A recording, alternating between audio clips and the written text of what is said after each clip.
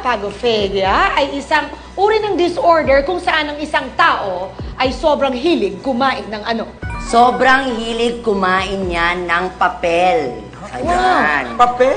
Papel ang mahilig niyang kainin. Ayan, yung pag nakikita siya ng papel, dali ba dun sa candy? I mean, candy, di ba, pag binuksan mo? White rabbit. Oo, ayan, yung papel yung kukunin niya agad. Yung may excite siya, kakainin niya agad. Ganyan, oo. Paano kakain? Ganon. Pagkakain siya ng siopaw, wala siyang pakialam kung ano ba yung special ba yun o hindi. Ang uunahin niya yung papel sa ilalim ng siopaw. Yung pag binuksan niya siya, ganon? Ganon niya agad, ganon. Parang wala ng gas. Meron siyang excitement agad na kumain kasi disorder talaga yun. Sandali, napaka-passionate mo sa sagot mo. Bakit? Yes, kasi may disorder ako ng ganyan. Ah, ganun ba? Yes. Ang sarap, may papel ako.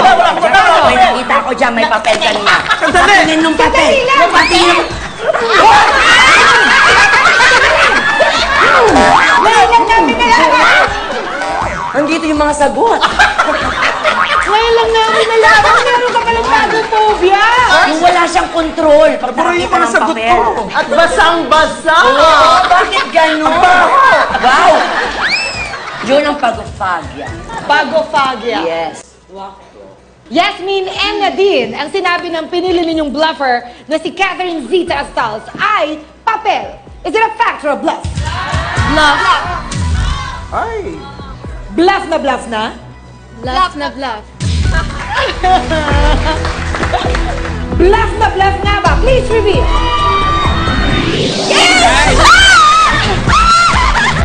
What's the fact? Fact, ang pagophagia ay isang disorder kung saan ang tao ay hindi mapigilang kumain ng ice or ice cubes. Ito ay disorder ng taong kulang sa iron. Yes.